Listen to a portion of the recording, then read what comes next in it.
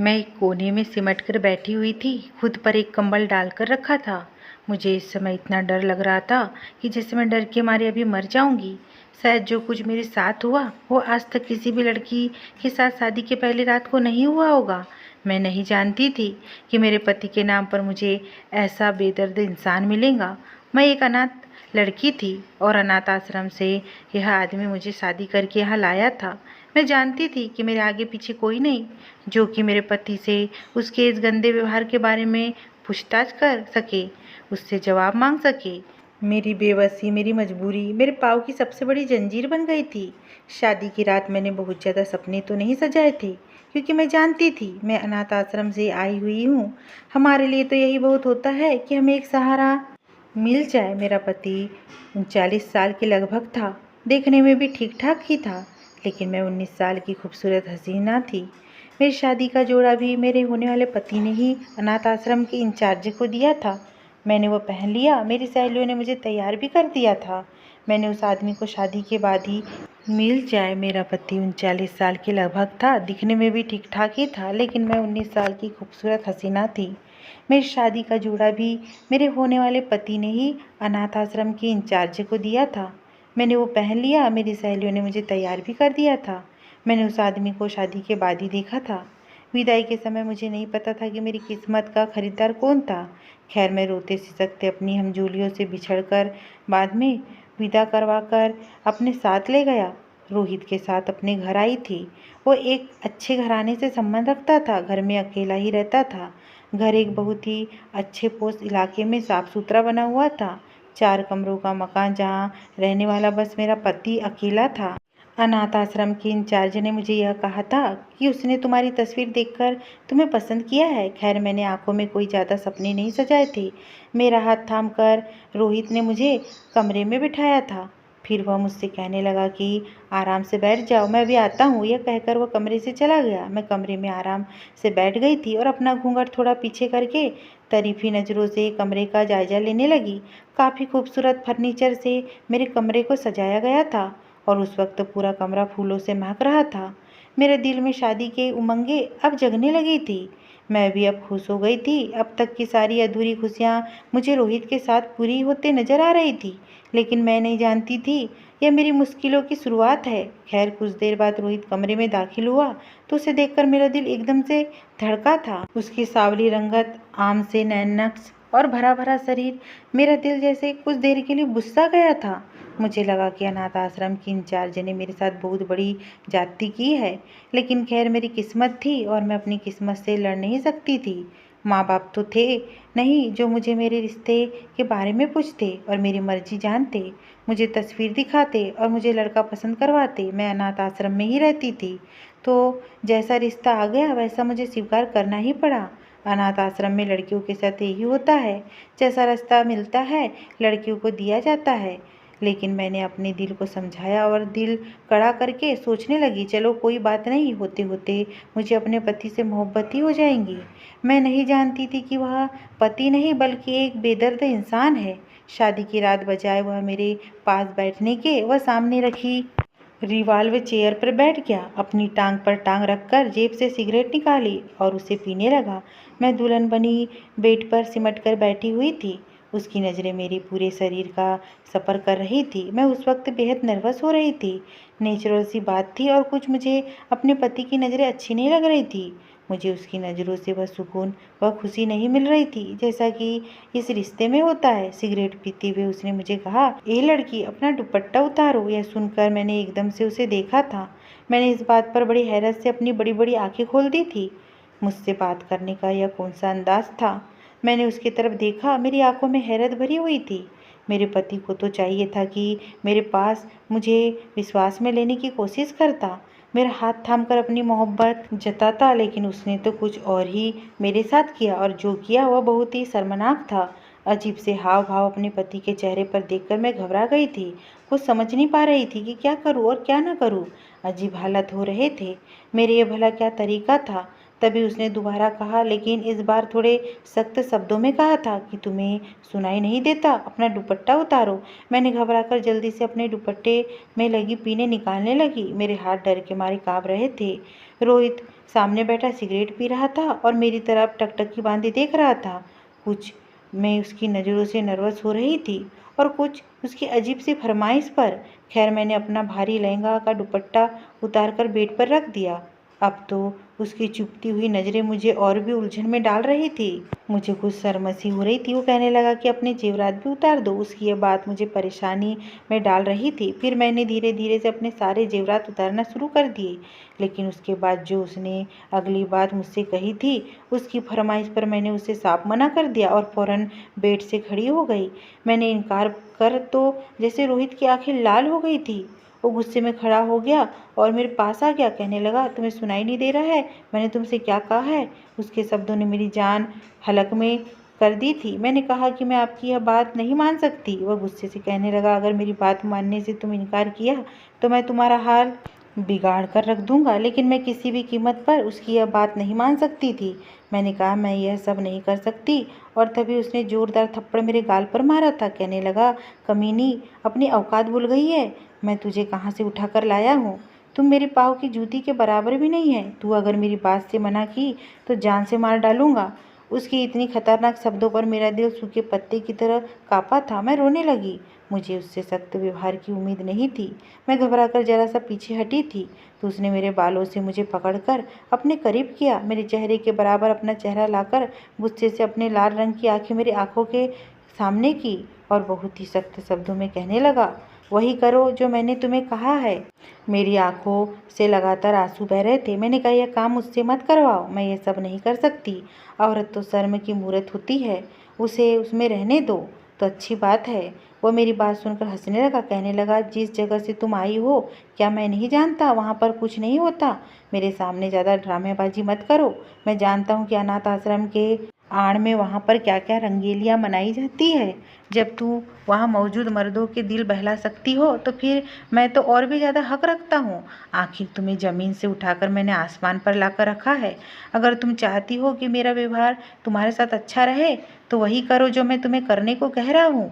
मैं उसे हैरत से देख रही थी। हमारा अनाथ आश्रम ऐसा बिल्कुल भी नहीं था जैसा वह समझ रहा था। हमारे इंचार्ज बहुत अच्छे थे और उसने हमारी सुरक्षा बिल्कुल अपनी बेटियों की तरह की थी। उसने हमें बिल्कुल सगी माँ की तरह पाला था। मैं नहीं जानती थी कि दूसरे अनाथ आश्रम में अनाथ लड़कियों और औरतों के साथ क्या बर्ताव किया जाता है और कौन से खेल खेले जाते हैं। लेकिन मैंने जब से अनाथ आश्रम में आँख खोली थी, हमारी सुरक्षा बिल्कुल ऐसी ही की गई थी जैसे अपनी सगी बेटियों की जाती है। मैंने रोहित से कहा, आपको गलतफहमी हुई है। रोहित, ऐसा कुछ नहीं है जैसा आप सोच रहे हैं। इससे पहले कि मैं कुछ और कहती, उसने अपने हाथ की पकड़ और मजबूत कर दी थी मेरे बालों पर और बुरी तरह से कहने लगा, बकवास मत करो, मुझे समझाने की कोशिश मत करो। उतारो अपने यह कपड़े। तुम्हारे शरीर पर एक भी कपड़ा नहीं रहना चाहिए। और उसके बाद, जैसा कि तुम्हें पता है, आज हमारी सुहागरात है तो मैं तुम्हारे साथ सुहागरात नहीं मनाऊंगा, बल्कि तुम्हें खुद अकेले ही सुहागरात मनाने हैं। और मैं तुम्हें देखूंगा कि तुम खुद के ही साथ सुहागरात कैसे मनाती हो। उसके मुंह से यह शर्मनाक बात सुनकर मैं शर्म के मारे पानी पानी हो रही थी और हैरत से आंखें फाड़े उसे देख रही थी। धकेलते हुए छोड़ा था। मैं जमीन पर गिरते गिरते बची थी। मैंने तो सुना था पति पत्नी का वस्त्र होती है। भगवान ने पति पत्नी का रिश्ता बहुत ही पवित्र बनाया है।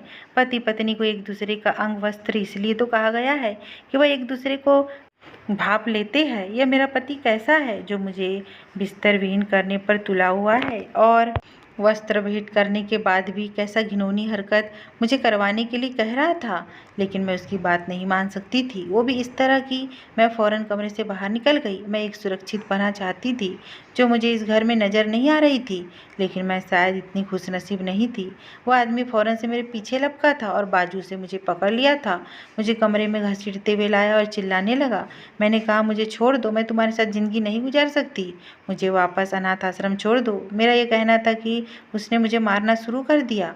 उसने मेरे दोनों गालों पर थप्पड़ मार मार कर मेरे गाल लाल कर दिए और मुझे बेड पर धकेल कर अपनी जेब से सिगरेट निकाल कर उसे जला ली और जलती हुई सिगरेट से मेरा लहंगा जलाना शुरू कर दिया। कहने लगा, मैं देखता हूँ तुम कब तक मेरी बात नहीं मानती और मैं तो यह सब देखकर बदहवास हो गई थी। मेरा लहंगा अब बुरी तरह से जलने लगा था। इससे पहले कि मैं भी लहंगे के साथ जलना शुरू हो जाती, मैं जल्दी से लहंगे को उतार दिया और खुद पर कंबल ओढ़ लिया। मुझे यूँ बेबस देखकर वो हंसता हुआ कमरे से बाहर निकल गया। मैं बेबसी से अपनी किस्मत पर रो रही थी और सुबह सुबह तक मैं यूं ही रोती रही। जब वह सुबह कमरे में आया तो उसके हाथ में थैली थी। उसने वह मेरे मुंह पर मार दी और कहने लगा, इसमें कुछ कपड़े हैं, इसमें से एक निकाल कर पहनो और बाहर आओ और मुझे नाश्ता बना कर दो। उसके शब्द ऐसे ही थे, नफरत से भरे हुए और अपमान से भरे हुए थे। मैंने अपने कपड़े बदले और रोते हुए कमरे से बाहर आ गई। सामने एक छोटा सा किचन था और जब मैं किचन में आई तो पूरा किचन गंदा हो रहा था। सिंक में गंदे बर्तन पड़े हुए थे। चूल्हे पर चाय वाली केतली थी जो कि बुरी तरह से जल जल कर काली हो चुकी थी। मैंने थोड़ा बहुत किचन साफ किया और नाश्ता बनाने लगी। फ्रिज में हर चीज़ मौजूद थी लेकिन पूरा फ्रिज गंदा था। मैंने नाश्ता बनाकर सामने टेबल पर रखा लेकिन खुद उसके साथ बैठकर नाश्ता नहीं किया था। किचन में ही खड़े खड़े मैंने थोड़ा सा नाश्ता कर लिया था और फिर दोबारा से सफाई में लग गई। बीच में यह भी देख चुकी थी कि कैबिनेट में कौन कौन सा सामान पड़ा है। वह आदमी नाश्ता करके किचन में आ गया। उसे अपने पास पाकर मैं एकदम से घबरा गई थी। उस आदमी को देखकर मुझे एक ही एहसास होता था और वह था दर्द भरा। वो मेरे पास आकर कहने लगा, जो हरकत तुमने रात को की है, अगर तुमने आज भी वही दोहराई तो पूरा कमरा जलाकर राख कर दूंगा और तुम्हें भी जला दूंगा। ये सुनकर मैं अगला सांस लेना ही भूल गई थी। वह अपनी बात कहकर किचन से बाहर निकल गया था। जब मैं खाना बनाकर किचन से बाहर आई तो वह घर में नहीं था। मैंने भी सुकून का सांस लिया लेकिन रात के बारे में सोचकर मेरा दिल फिर से काँप उठा था।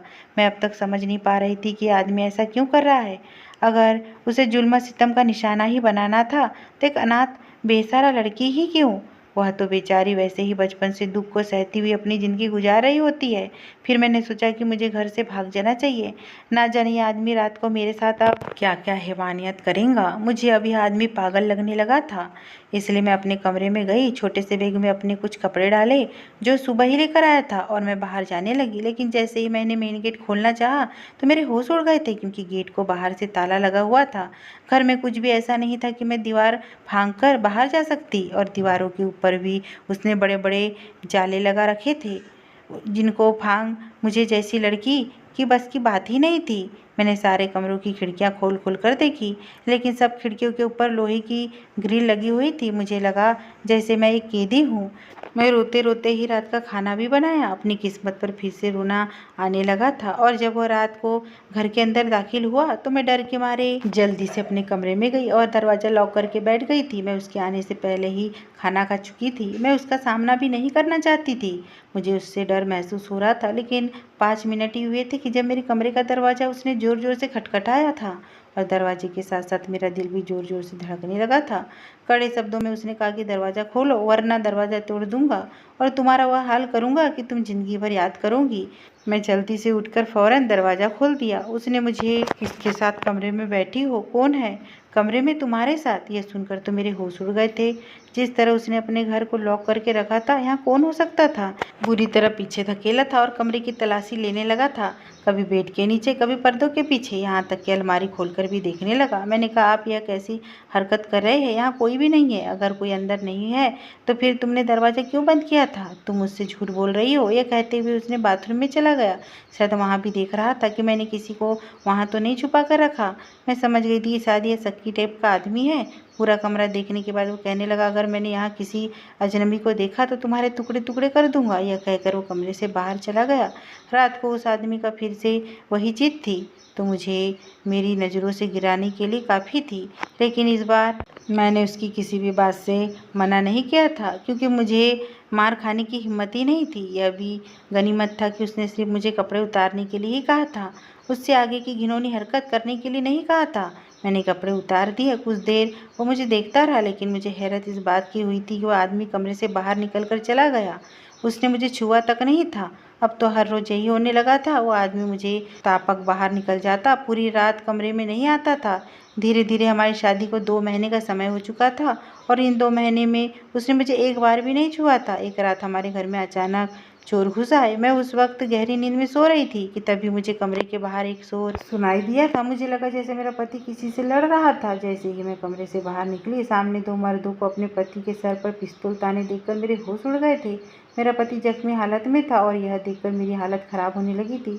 मैं फ़ौरन से अपने पति के पास चली गई। उन चारों को कहने लगी, मेरे पति को कुछ मत करना।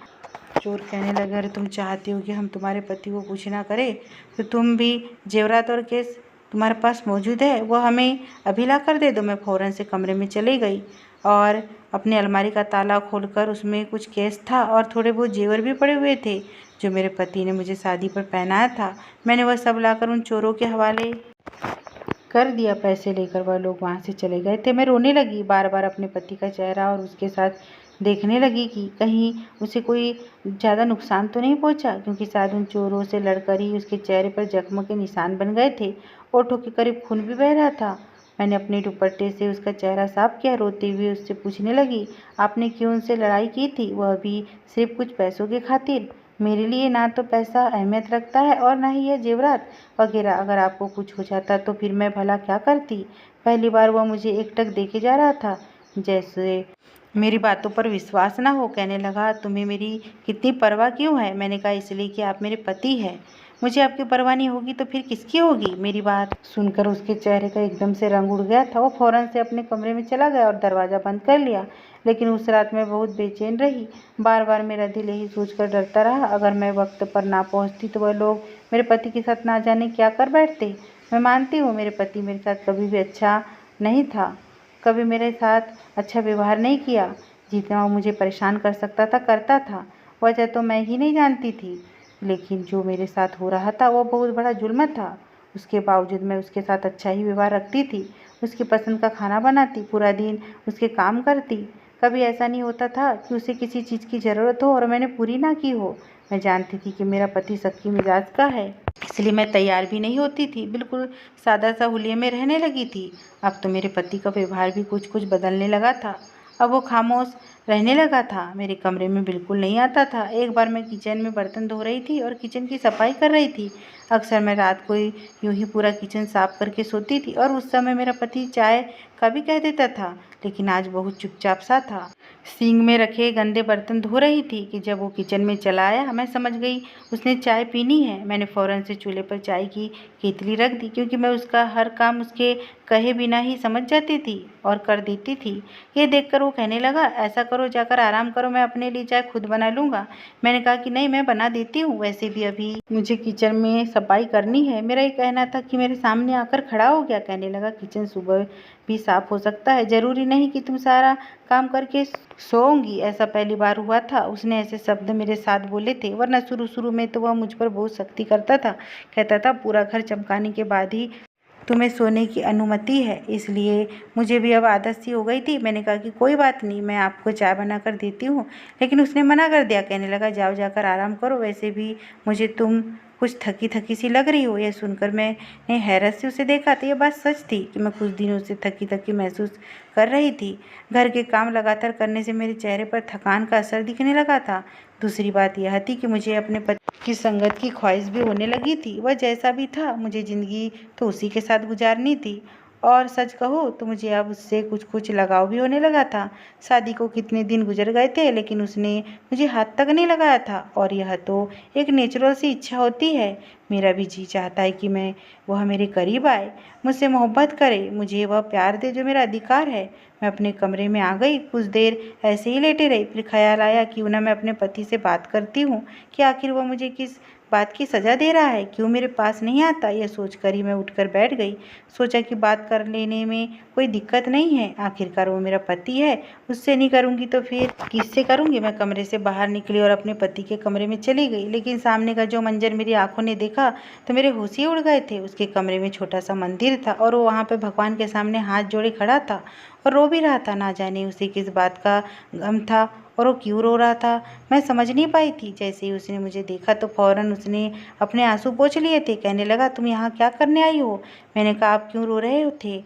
वह कहने लगा, ये मेरा और मेरे भगवान का मामला है। मुझे हैरत हुई कि वह पूजा पाठ भी करता है, भगवान को भी याद भी करता है, फिर भी मेरे साथ यह व्यवहार क्यों रखता है? जो कुछ उसने मेरे साथ किया था वह तो बिल्कुल ही इंसानियत से गिरा हुआ काम था। मैं तो समझी थी कि उसका भगवान से दूर दूर तक कोई लेना देना नहीं होगा, वरना वही इतना फत्तर दिल ना होता। मुझे वही खड़ा देखकर कहने लगा, तुम जाओ यहाँ से। लेकिन मैं उसके पास आ गई और एकदम उसके सीने से लग गई।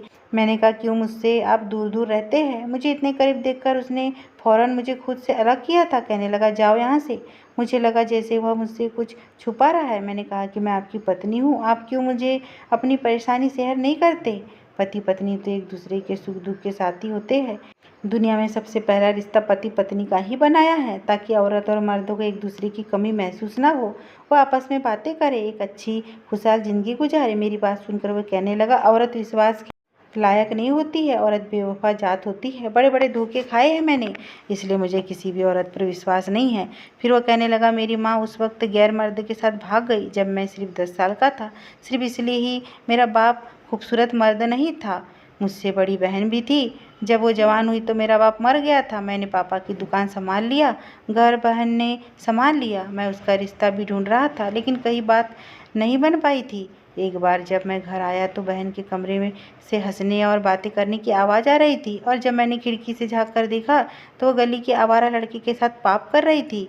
बहुत ही शर्मनाक हालत में थी दोनों, और यह देखकर मुझे लगा बस औरत ऐसी ही होती है। मुझे उस समय इतना गुस्सा आया कि मैंने अपनी बहन को मार मार कर घर से निकाल दिया, और वह उसी लड़के के साथ चली गई। फिर औरत जात से मेरा विश्वास ही उठ गया। मैंने भी इसलिए इतने साल शादी नहीं की, लेकिन फिर लोग मुझे ताने देने लगे थे। कहने लगे, तुमसे कोई भी लड़की शादी नहीं कर सकती, कोई तुम्हें अपनी बेटी नहीं देगा, क्योंकि जिसकी माँ और बहन भाग गई हो उसे कौन अपनी बेटी देगा। यह सब सुनकर मैंने अनाथ आश्रम से शादी करने का फैसला किया और अनाथ आश्रम से जाकर शादी कर ली। लेकिन तुम्हें देखते ही मुझे अपनी माँ और बहन की हरकतें याद आने लगती थी, इसलिए मैंने तुमसे उस बात का बदला लेने लगा था। लेकिन जिस दिन घर में चोर घुस आए थे और तुम्हें अपने लिए इस कदर परेशान और रोता देखकर मुझे हैरत हुई थी कि जैसा बुरा व्यवहार मैंने तुम्हारे साथ रखा था, तुम्हें तो मुझसे बदला लेना चाहिए था। लेकिन तुमने सारा पैसा और जेवर उन चोरों को दे दिया। मेरे लिए तुम रो रही थी, और यह देखकर मेरा दिल तुम्हारे लिए बदलने लगा था। लेकिन मुझे अपने व्यवहार पर शर्मिंदगी होने लगी थी, इसलिए तुम्हारे पास आने की हिम्मत नहीं की थी। मैं तुम्हें अपने काबिल नहीं समझता था। यह कहते हुए वो रोने लगा। मैंने कहा, मेरे दिल में आपके लिए कोई भी गलतफहमी नहीं है, और अगर थी भी तो तुमने ख़त्म कर दी है। जो कुछ रोहित की माँ ने और उसकी बहन ने उसके साथ किया वह गलत किया था, और यह सब किसी भी मर्द को बदगुमान कर सकता है। जब मैं रोहित के करीब गई तो इस बार उसने मुझे खुद से दूर नहीं किया था, बल्कि उसने भी कसकर मुझे अपने सीने से लगा लिया था और मेरे माथे को चूम लिया था। उस रात रोहित ने मुझे मेरा हक दिया था, अपनी मोहब्बत की बारिशों में मुझे भिगो दिया था। आज मैं अपने पति रोहित के साथ एक खुशहाल ज़िंदगी जी रही हूँ। अगर ये स्टोरी आपको पसंद आई हो दोस्तों, चैनल पे नए हो तो प्लीज़ चैनल को सब्सक्राइब और वीडियो को लाइक कीजिए। धन्यवाद।